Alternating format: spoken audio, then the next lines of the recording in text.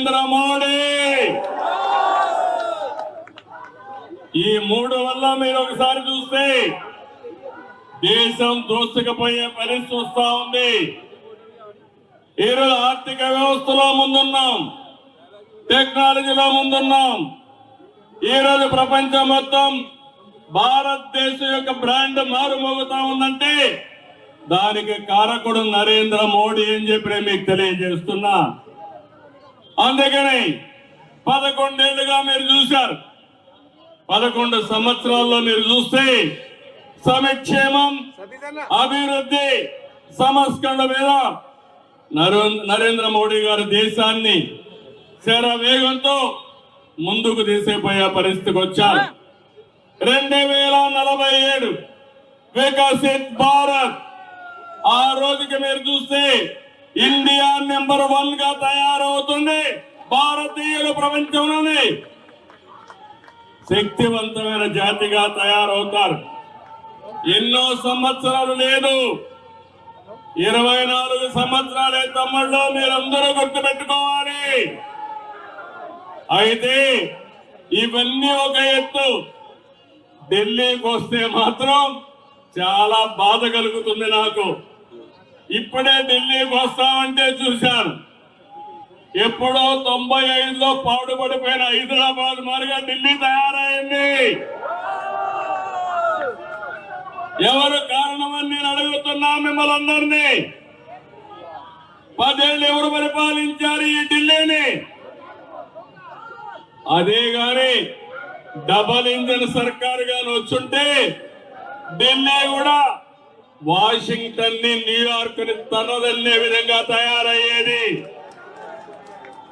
ఈ రోజు ఒక విషయం మీరు చూస్తే ఢిల్లీకి వస్తే వెదర్ పొల్యూషన్.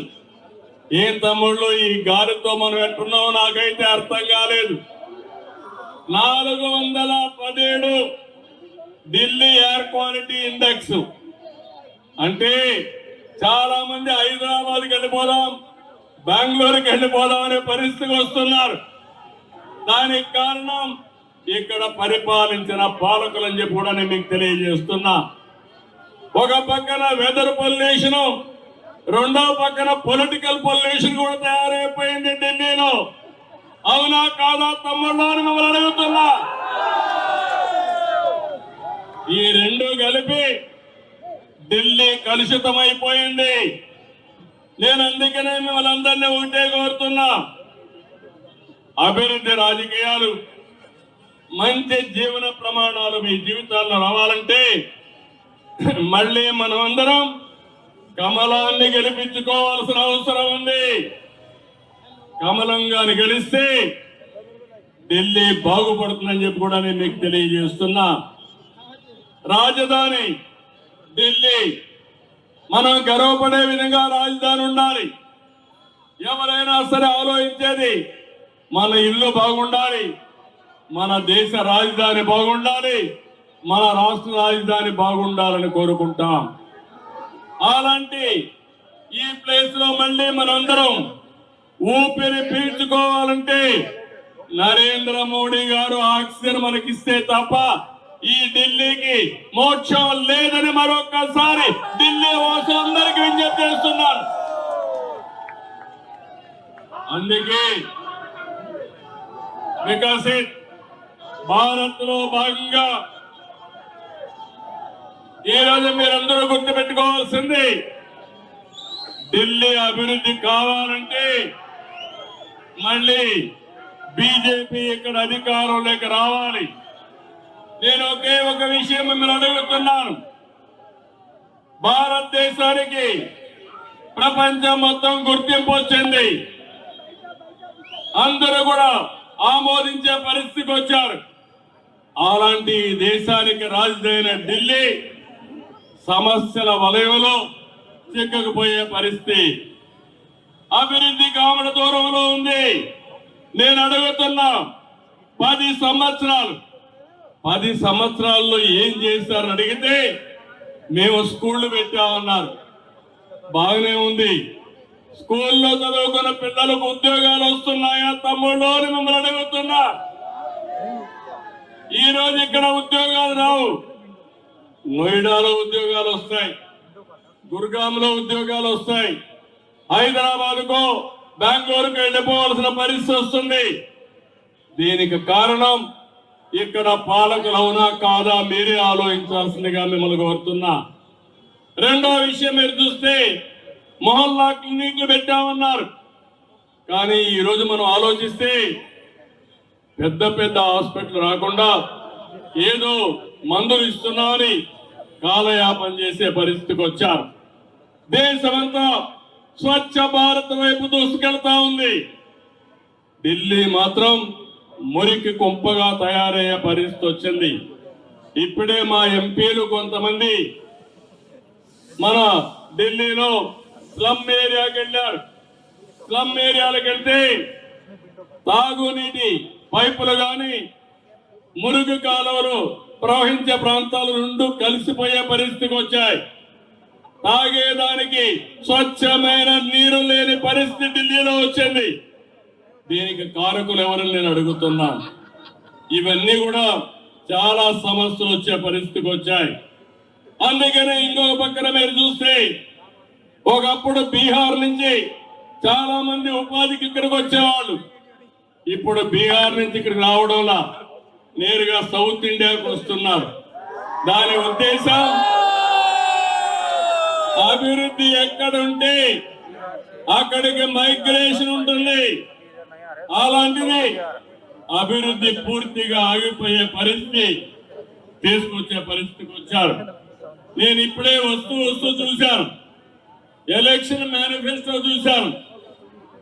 ఎలక్షన్ మేనిఫెస్టో చూస్తే BJP one of the best election manifesto ఇచ్చారు. ఈ రోజు మీరు చూసినప్పుడు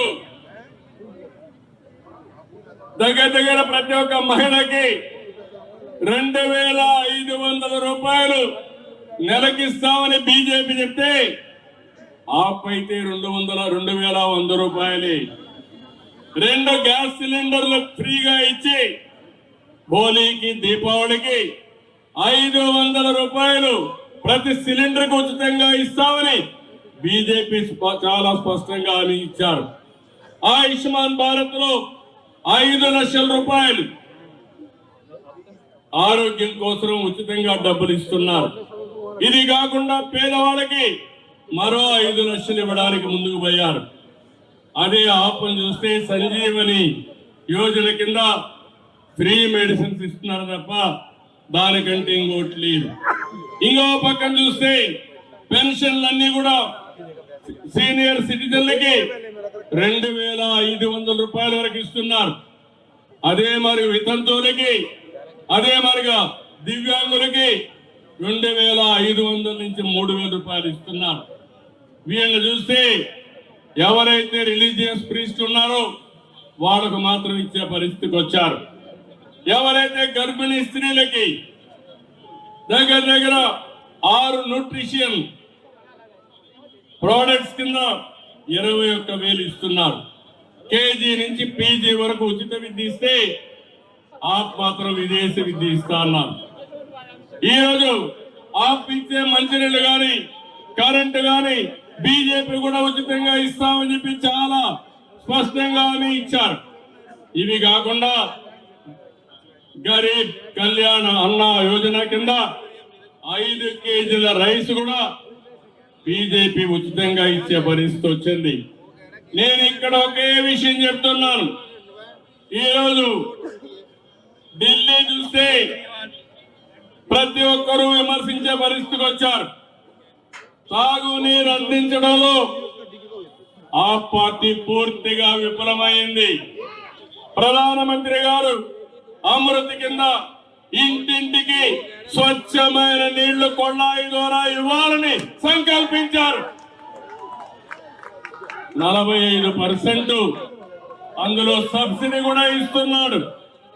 కానీ కేంద్రం సబ్సిడీ ఇస్తే దాన్ని అమలు చేయలేని అసమర్థ ప్రభుత్వం ఈ ఢిల్లీలో ఉందని చెప్పి కూడా నేను మీకు తెలియజేస్తున్నా. రాజధాని దుర్గంధ చరిత్రంగా మారింది. దీనికి కారణం ఎవరని అడుగుతున్నారు.